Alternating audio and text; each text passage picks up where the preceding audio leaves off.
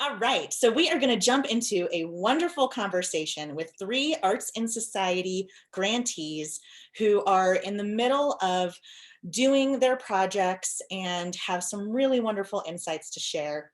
Just like our conversation before the break, we can learn so much from each other. This group of creatives is like an unbelievable powerhouse, every single one of you. So this is an opportunity to hear from some folks, get some specific insights and experiences, and learn from each other. So our title of our panel discussion today is Engaging Communities in Extraordinary Times. We are certainly living in extraordinary times, and each of these grantees are doing incredible work despite all of that. So I'm going to go ahead and let them each introduce themselves. How about we go ahead and start with you, Donnie? Hello, everybody. My name is Donnie Betts. My company is called No Credits Production LLC / Destination Freedom Black Radio Days, which is an ongoing podcast of the last 20 years before it was called podcast. We do audio dramas, and we pivot into doing also interviews with social activists and also healthcare providers and that sort of thing. Thank you for having me. Thanks for being here, Donnie. Dan, we'd love to hear from you. Alrighty. Hello, everybody. My name is Dan Manzanares, and I'm the Development and Communications Manager at the University of Denver's Prison Arts Initiative. We've been around since 2017, relatively young organization within DU's theater department. And we're currently serving residents in 11 facilities in the Colorado Department of Corrections. Right on. Thanks, Dan. Rashika. Hi, everyone. It's so great to be here. My name is Rashika Kartik. I am a junior in Englewood, Colorado. And over the last few years, I've been working with my inspiring mentor, Ann Cunningham, who's on our call today, teachers of visual impairment across different school districts and various organizations to create accessible art classes for students who are blind and visually impaired. I am currently the president of Colorado Tactile Art Club through the Colorado Center for the Blind to foster community building for students with low vision and promote tactile art. And I'm very grateful for Arts in Society for giving me the opportunity to make a difference through my grant project, Vision of the Artist's Soul. Outside of that, I'm also involved with museum accessibility, starting a museum accessibility committee at the National Federation of the Blind, and working with local museums to create accessible programming, workshops, and exhibits. Thank you for having me. Thanks, Rashika. So we have represented here today multiple art forms across our communities. So thank you to our panelists for being here. We're so excited to hear from you. So I'm going to kick it off with our first question. Artists and arts organizations across the state are adapting as best they can to continue to serve their communities in creative ways. How have you adapted your work so that you can continue to offer programming? And what specific resources have you found helpful as you've had to adapt? And whoever wants to kick us off. I think our youngest member should start. Okay, that sounds great. So for me, I think that the adoption of arts has been hugely important in my execution of my grant project. Initially, I had planned an in-person art workshop series, but I think the pandemic has encouraged me to think outside of the box and innovate, which really served as a blessing in disguise. And I've adapted it so it's online and accessible to a lot of people. We have extra pizza. I'm so sorry, I'm at school. But no worries, Rashika. We're so glad you're here. I think in Tactile Art Club, teaching virtually via Zoom has really changed the way I approach the work that I do. For example, I realized the importance of community building as a facet of art, and I really began to focus on the process equally as much as the product, in addition to focusing on verbal descriptions to work with people with visual impairments instead of primarily tactile ways. And I also changed the conception of what I perceived as what was possible with art, because I grew up as a visual artist, and so I had a very unidimensional perspective, but using household materials and thinking out of the box to create artistic programming has really shifted that. In terms of specific resources, I would say the first resource that I really relied on was online. I'm a huge advocate for using the power of technology, and I'm really fortunate that with the internet, a lot of the information that I wanted to know was right at my fingertips. So I'm really grateful for all the resources I found there. In addition, I had great mentors and great organizations. I already gave a shout out to Anne Cunningham, but I would not be here without her, and I would not be here without other organizations such as CSDB or CCB as well. So they have been instrumental to allowing me to adapt. Awesome. Thanks, Rashika. Danny, Don, who wants to take it next? I think Dan to go. All right. Before I go, I just wanted to bring our wonderful director of programming into the room. Her name is Julie Rada, and I think a lot of, or some of you know her. Yep, Mirror Image Arts, Maya. And so she was wanting me to say hi, especially to you, Donnie. So Julie Rada is here in spirit. So I think, yeah, will do. I think we started leaning heavily on our volunteer network as a resource and as a way to keep the beating hearts of our programming going when it looked really bleak.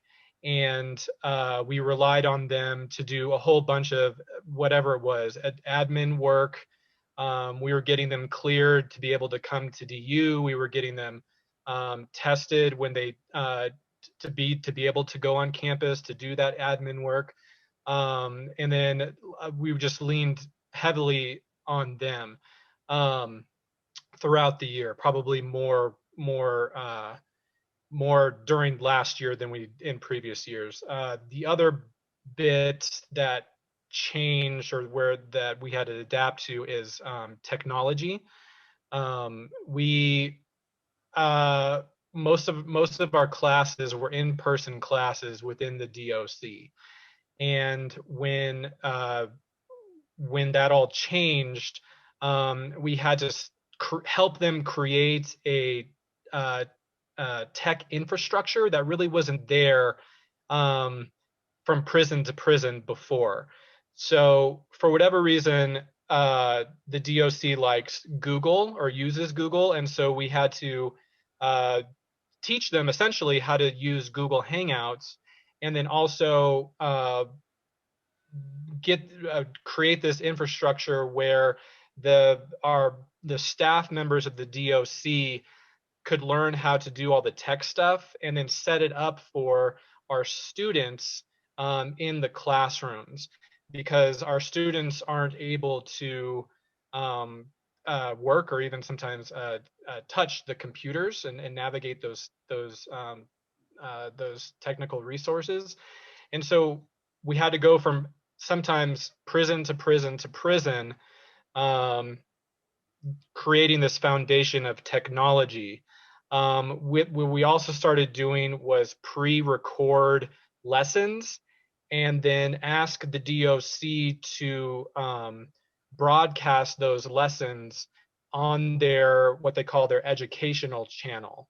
So once we figured out that we could do that, we started pre-recording our lessons, sending them to the DOC, and then giving them the imagination, I guess, that this could be broadcast to all 22 facilities that agreed to host some of these courses.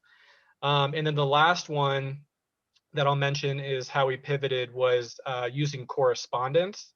So we would create physical packets for our lesson plans and then send them to our staff liaisons, who would then distribute those to our students. And so those kind of three things: the technology, or the virtual Hangouts or the Google Hangouts, the pre-recorded material, and the physical correspondence. Thanks, Dan. That's great. Donnie. All right, great. Thank you.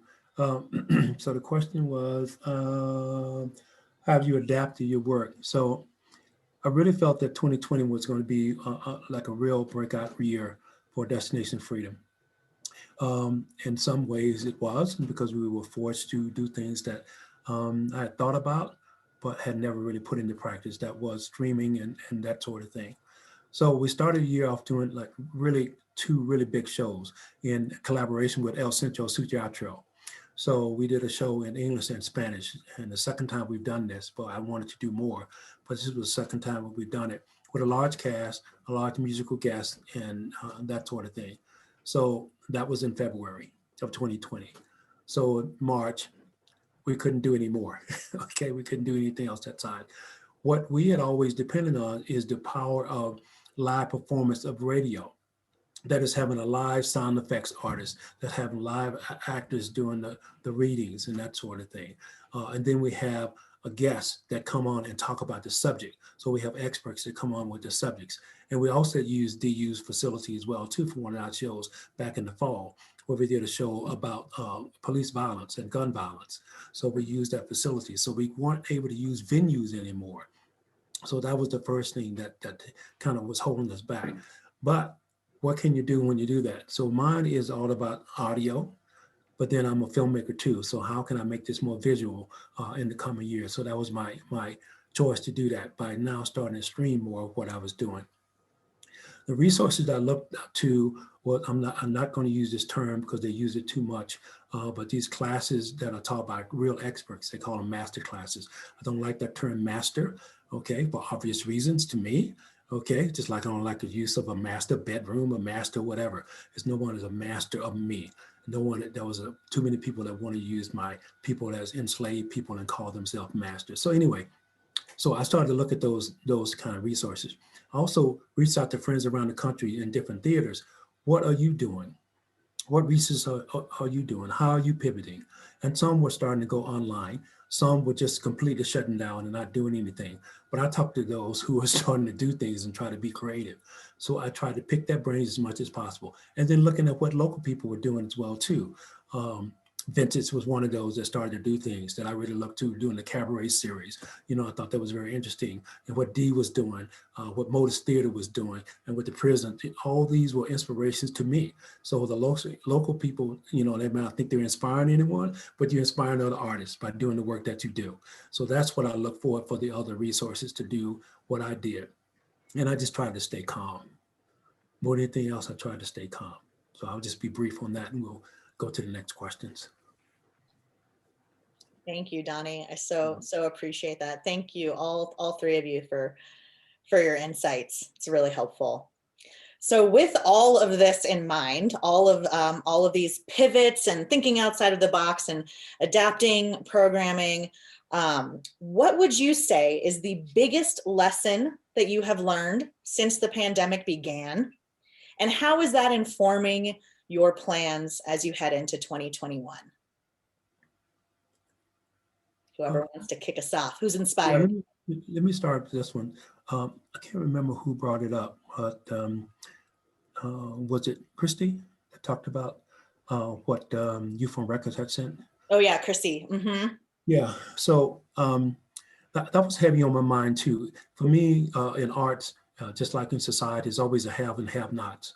So one of the things that I found myself doing is not to be bitter for people who I call the haves. That was a larger institution who were getting the loan money or who were getting the grants and things like that too, because I'm an individual and I have a lot of cohorts and that sort of thing. So one of the things that I found was helpful for me is to just personally not be bitter and figure out how I can work within the system, you know? So that was just a personal lesson I learned. I'm looking at my notes if you don't mind. So, I also learned that you can take a break and not have to be so creative. You know, everybody feels that I just have to create. I have to do. I can't let a stone go unturned. I can't let a moment be not where I'm not doing anything. Well, what I found is that I ran into writer's block. because I go into a lot of this. But luckily, what happened was I started to do these different panels on race and Black Lives Matters and things like that too. Juneteenth was a big one. Juneteenth was a big thing in my heart and soul because it's not only from Texas, because the way it first started, it's also my birthday.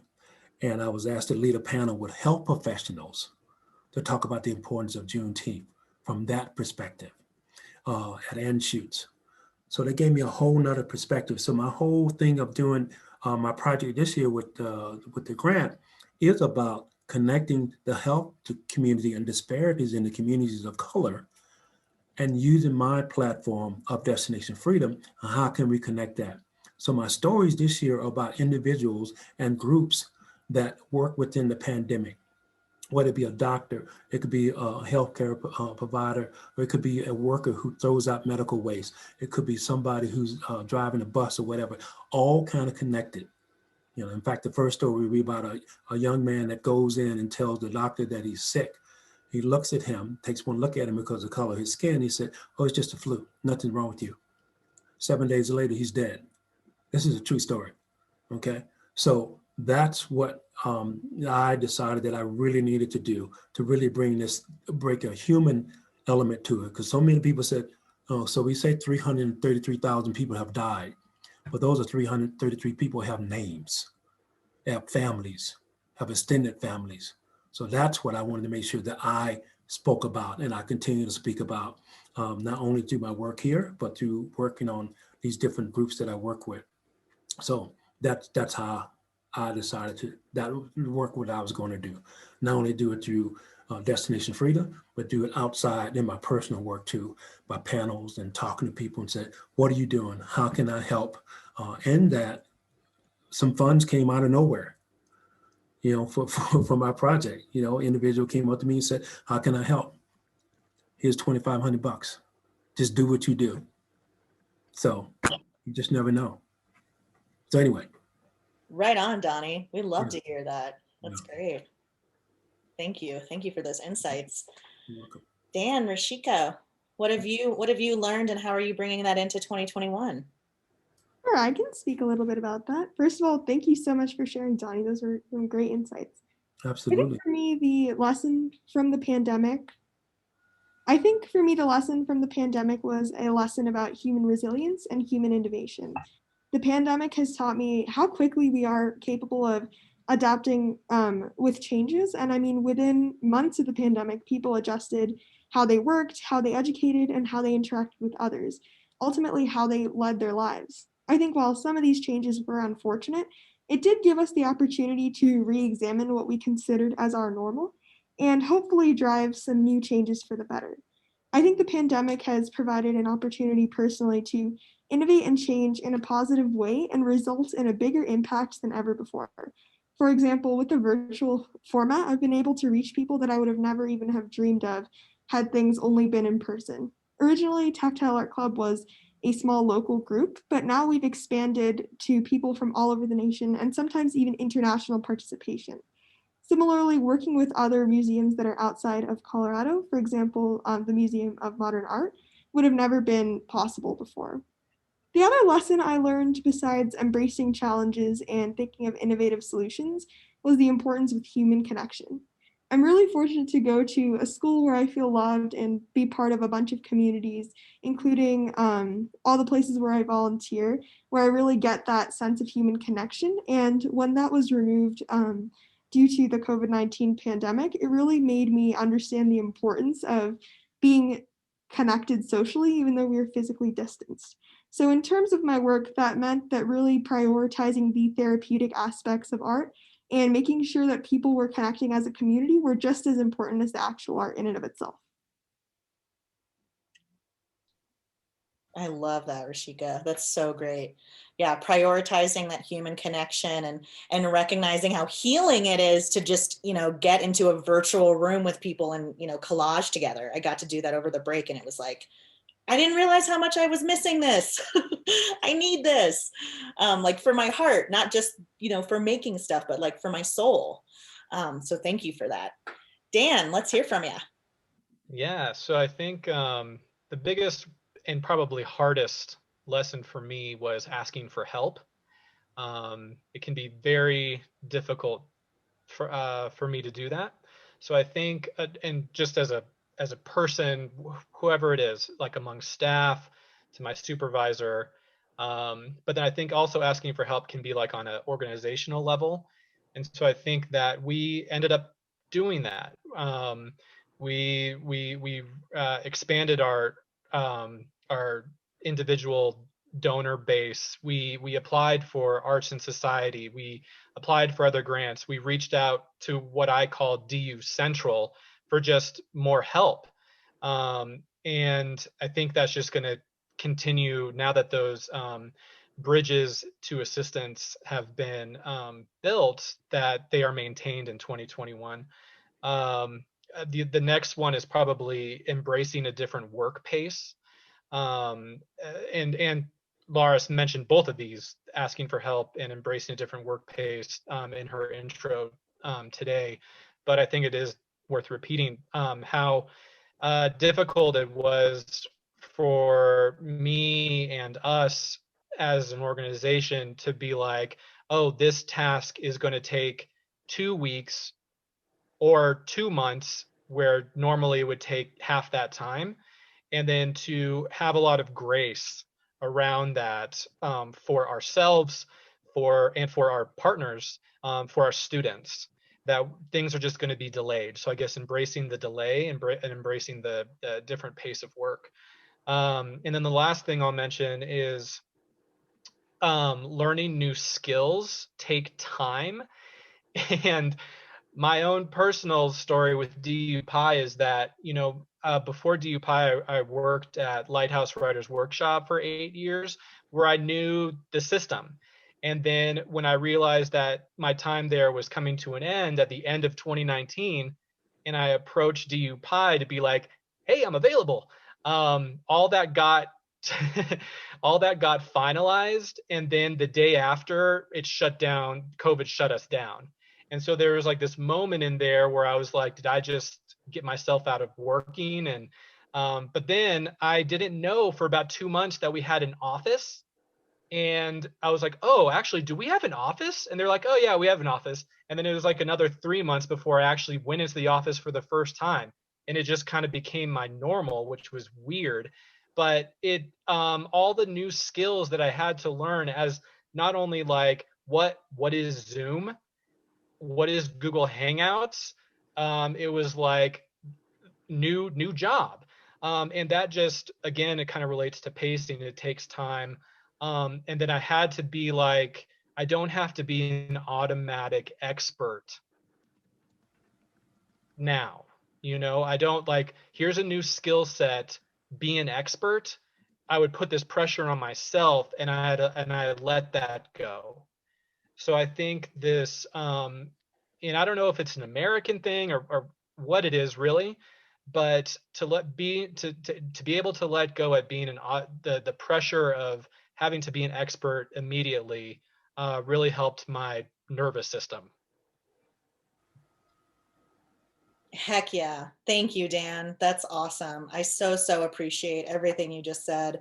And agree, we don't all have to be experts, but we are all very experienced and full of knowledge in this group. And so that your point about asking for help, I'm just going to go ahead and nudge everyone in this virtual room to push themselves to ask each other in this group for help. That's part of the reason we put these learning communities together, is the wealth of knowledge in this virtual room is like, oh my God, I learned so much just like in these last 10 minutes. So please, if you don't do anything else today, like think about who in this room you can reach out to and ask for help.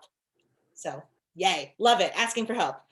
So in the essence of time, I'm actually going to throw you panelists a curveball, and I'm going to skip our next question and go straight to question number 4, which is super in line with everything that we were just talking about. Because as much as you are all doing so much for others, I also really want us to take time to think about how we can care for ourselves. So this pandemic has and will continue to put immense stress on us personally and collectively. As leaders in your communities, it can be easy to take on the world's problems and neglect ourselves. How are you taking care of yourself as you work so hard to care for others?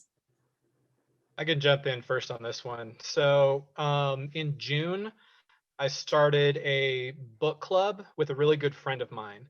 And there was 2 rules to the book club. And the first one was choosing books that we thought we should have read years ago and never read, and that the books had to be neither one of us had read before. And it gave me this book club has given me so much resiliency that I highly recommend it. So there's 4 members now. 2 are in Denver, one's in New Mexico, one's abroad. And having to being one of the people in this book club and looking forward to this conversation. So what we do is we read a book. It usually takes us 2 weeks, or if it's a longer book, it takes us a month. We get together over Zoom and crack open a beer and just destroy this book or praise it, but it is so much fun. And it made me think of this idea of having micro communities during this time. And this has helped me as well. This idea of small groups under 10 meeting where everybody's voice is amplified because of the smallness of the group. And then you just are yourself. So there's nothing wrong about what you're going to say about this book. There's nothing, you don't have to be a pressure, whatever the book brought up for you, you talk about that. And we also started pairing beers with the books. So if there was a book that was if there's a beer, what type of beer would pair best with this book? So just little things like that, the community has developed. There's 4 of us. I can't say enough about starting a book club during the pandemic. That's awesome, Dan. I'm so inspired. Donnie, Rashika? Yeah, sure. I can jump in on that one. I totally agree. And to piggyback off of what Dan said earlier, I think the pandemic has definitely taught me the importance of simply just enjoying each moment rather than chasing the next accomplishment or being in sort of a hedonistic pursuit of success. So the biggest thing I've done to take care of myself is doing things for the sake of just doing them rather than focusing on the outcome. The first thing for me is just helping others. I genuinely enjoy doing things that connect me with other people, and sometimes they are big projects like the grant project, but other times they're just simple actions. A tradition I really enjoy is giving all of my friends either digital paintings or drawings over the holidays. So that's something I really liked. And additionally, every morning when I get to school, I'll leave one anonymous doodle on a teacher's whiteboard, showing how much I appreciate them. And I think little things like that have really allowed me to take care of myself by filling me with a sort of gratitude and joy. The other thing was learning for the sake of learning. I really love just doing things and trying new things for the sake of fostering my own curiosity. And whether that's learning some strange 90s dance moves on YouTube, learning new forms of exercise, or just eating healthy, doing new things for the sake of doing them was quite important for me. Finally, I'd say personal health is something that should be a priority and not neglected. So I try as best as I can to take breaks, get 8 hours of sleep, those types of things in order to keep myself going strong. All right. So I'll jump in? Yeah, Donnie, sounds great. Okay. That's awesome. Dan, that's awesome with the book club, taking care of yourself, Rashida. All those things are fantastic because I'm trying to do the same thing myself. I think what I've learned too, and I think a lot of people on the Zoom call can identify with this, is the power of the word no. It's just saying, no, I can't do it. I'm sorry, I don't have time. But that was my problem because I always said yes. and I just tried to do it. I tried to help somebody out, or I tried to do this project, or felt that I obligated had to do it. The other thing I learned too is once again, I'll have to do it all myself. So my goal is when it comes to the project is hiring as many new writers as I can. And I can't write everything myself. So that's been a big thing too. Daily exercise, I walk 5 miles a day.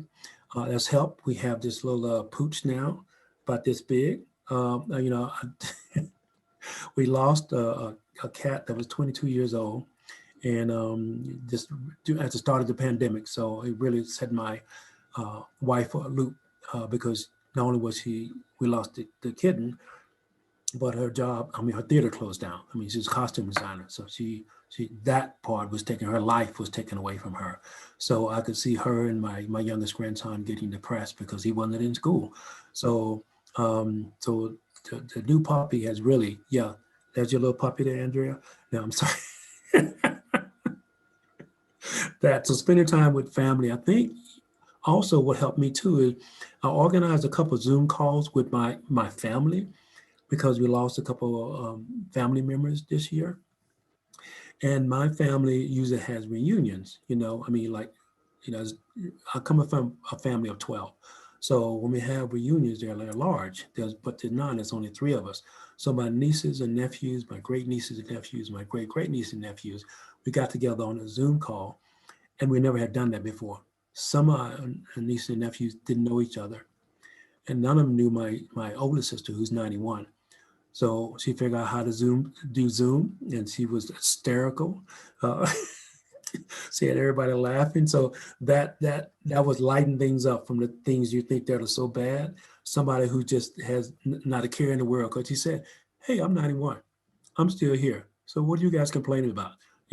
So that was something that I did for me. But I think just trying to not think things so seriously when it comes to me, take everything so seriously, has really helped me. I had one other thing I want to say when it comes to just art, satisfy yourself, satisfy your audience, and just do things, as Rashika said, just for the heck of it. So that I've been learning too.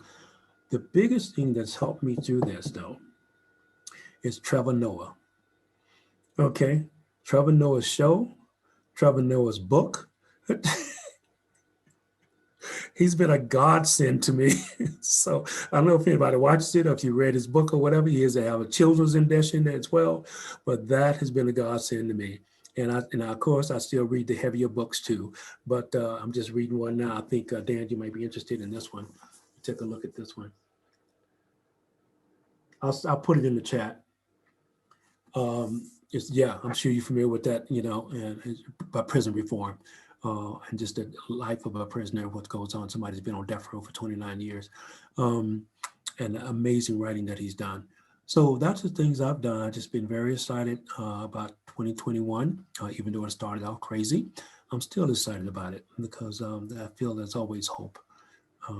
So again, thank you for Arts and Society. Thank you everyone for being here. I enjoy seeing everyone. I'm just so excited about all the work everybody does because it's amazing work. I feel so inadequate when I talk about what I do because, some of your things you got and the lives that you're impacting is just phenomenal. So this is for you. Oh, thank you, Donnie. That's so great. And you know what, Donnie, I have no doubt in my mind that like a handful, if not many handfuls of folks in this room have been inspired by you specifically in your work over the years. So don't be humble. Don't be humble on me, Donnie. No, that's what my grandson's little, I have to bring him down before this call is over, my little dog. So you guys go ahead. So yeah, because I'm 6'4", like 250 pounds. This dog is maybe 3 pounds, so. We should schedule it's hysterical when we go out walking, so. We should schedule an Arts and Society meeting just to share pets and pets and babies. We'll get that on the calendar. Those were such incredible insights, and I just want to emphasize something that Dan said yesterday. This is a real, true story. Yesterday, someone asked me to do something I didn't want to do, and I had to stand in my living room and say out loud to myself, no is a complete sentence. No is a complete sentence. And I did that a few times. And then I told this person, no. And it felt great. So just want to emphasize that it takes, just like it is very hard to ask for help sometimes, it can be really hard to say no. So yes, yes, yes to no. Yes, the power of no. Power of no. So I've got one more question for y'all, and then we'll open it up to questions before we finish out for the day. Based on your experiences and learnings these past several months, what advice would you give to grantees who are struggling with their projects in these extraordinary times? I'd start off with this one. First, I just want to say I have so much respect for all of these grantees. Every time I hear about a new project, I just become so inspired. And as a young person, it just makes me so hopeful for the future generations. So if you're struggling with your project, I also initially struggled a lot with the modification. So don't be too hard on yourself, and you're definitely not alone. We've all gone through the same thing. But in terms of advice, I would say like one of my biggest role models outside of this field is actually my dad, and he always gives me two really important pieces of advice. The first is put your blinders on, and the second is do what no one else has done before you. And I think that's really important because with COVID-19, we've had to shift the way we've always done things anyway. And while that is very challenging, it also gives you the opportunity to really innovate and think outside of the box. And so, with that, I think that not getting caught up in what you think you should be doing or what's expected of you really opens up doors to explore new possibilities, and trying to do something unique can really turn an unexpected blessing into the situation. So, in restructuring your projects, I would encourage to think of unconventional solutions and just take time for that sort of creativity, because you never know what will come. And the second thing I said was I think it's just as important to take time for yourself and do things because you want to, not because of any obligation. Because I think that when you truly focus on the why of what you're doing, you come up with unexpected things that you would have never thought of before without all of these expectations of stress or other things.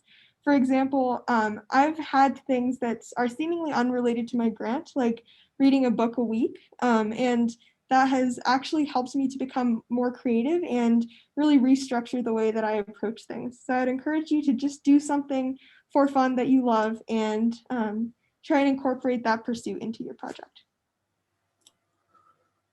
I'll jump right in too. I would say, just to echo that as well too, is what I suggest is just taking a step back and really look at how do I want to please me? And by pleasing yourself, I think you can please an audience if that's who you're trying to reach, or if you're trying to please, quote unquote, a funder, whatever the case may be. What's going to make me happy in doing what I do? Once you do that, I think everything else will fall into place.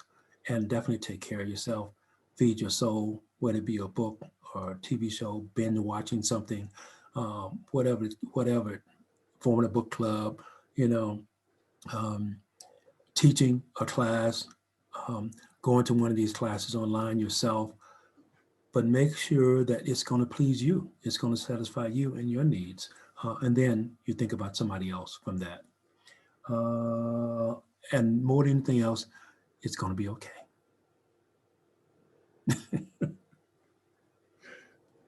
All right. I just wanted to say a quick thank you to everybody for being here, fellow panelists, Donnie and Rashika. I'm honored to share my voice with your voices. Thank you, Laris, for inviting me. I think if I were to like label what 2020 was for me, it was like the year of fear, and dealing with fear. And so on many different levels, whether it was personally or professionally. And I think a lot of us can relate to this, where the personal and professional mix and meld a lot. And certainly that's the case for me as well. So some of the types of fear, I just want to put it in the room. For me, was fear of failure, fear of showing weakness, fear of admitting I need help, and then when help arrives, allowing it in. Turns out what it is a skill that I didn't that was kind of atrophied for me. And so recognizing small moments, and I think this is what what Rashika said, it's so beautiful that there's such a underlying tension with the circumstances that is like omnipresent low level tension, and we can combat that and find resilience, I think, with what Rashika is saying, with small moments of joy and small moments of happiness, and seeking out those little moments. It doesn't have to be a big thing, but if we're doing that a lot, we're combining that like low level hum of fear. So I would try to seek those moments out, and bring them up to the forefront of your brain, where it's like, what am I doing to combat the fear? And I think these things of what brings you joy is that thing, and to grow whatever it is that brings you joy, grow it. For me, one of the big how this applied is being really hard boundary with work and non-work. And so when I logged off for the day, like I logged off, and I was like, "Where's my son? Where are you? Where are you, Johnny?" Because so much of my resilience was found in his 6-year-old self, and it didn't even matter what he was. I was like, "What are you doing? Let's do. I want in." And just leaving, and then work was going to take care of itself. Like Donnie said, it was going to be okay. But that hard boundary between work and non-work changed my life. So if I can impart that to you, I hope that you I know it's hard, it's difficult to do that, but for me, when I was able to do that, stop, it fill up my cup with non-work things. I was better the next day with the work. So again, thank you guys, and hopefully we can have some questions. Can I just add one line? This is from Michelle Alexander, who's the author of The New Jim Crow. She said, what we need to be working on is a revolution of the human heart. Yes. Right on. Thank you, Donnie. Thank you, Donnie, Dan, and Rashika. You are all so brilliant and just have brought such incredible energy to our virtual room today. Thank you so, so much.